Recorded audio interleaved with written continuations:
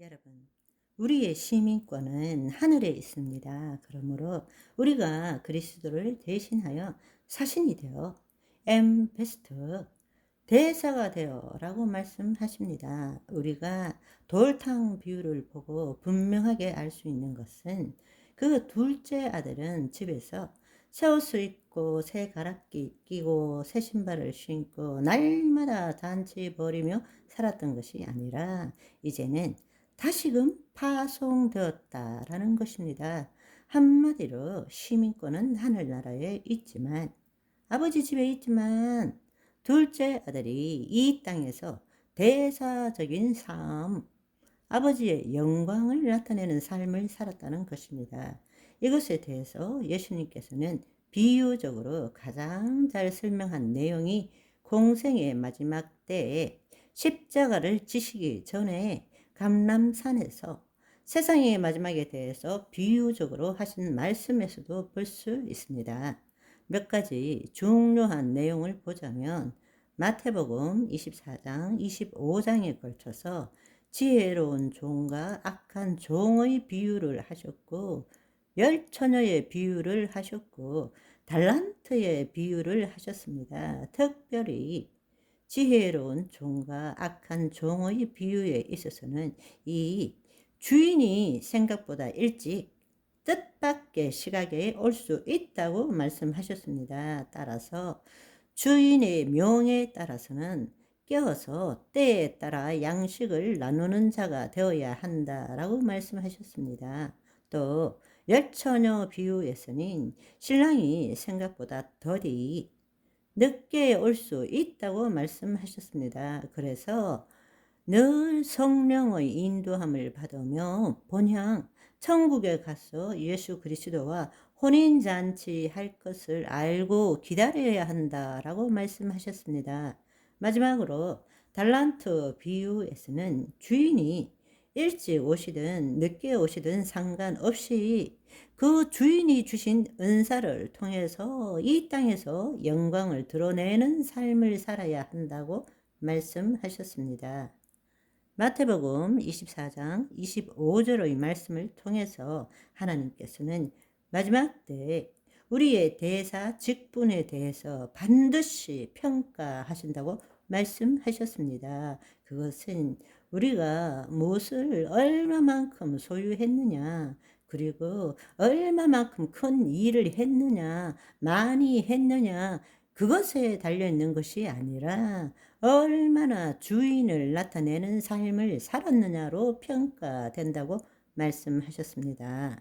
지금 우리가 나누고 있는 이 예수님께서 하신 하나님 나라의 이야기는 주제 파악에 대해서만 생각하면 시간 축상에서 일어난 일이라고 볼 수 있지만 주체를 파악하면 이미 말씀드린 바와 같이 서로 다른 차원에서 일어난 일임을 알 수 있게 되는 것입니다. 단지 하나의 시간의 경과에 따른 스토리가 아니라 예수님이 본질적으로 말씀하시고자 하신 것은 주체에 대한 이야기를 한 것입니다. 서로 다른 차원에 대한 이야기를 이야기하신 것입니다. 그런데 서로 다른 차원에 대한 이야기를 하면 이 세상에 대해서도 잘 모르는 사람들에게 어떻게 하나님 나라의 실제를 이해를 시킬 수 있겠습니까? 그래서 바로 모형과 그림자로서 설명한 것이죠. 하나님 나라의 비밀을 비유로 말씀하신 것입니다. 그렇지만 우리는 이 성경의 말씀을 통해서 정말 예수님께서 말씀하시고자 하신 것이 무엇인지를 성령님을 통해서 우리는 깨달아야 한다는 것입니다.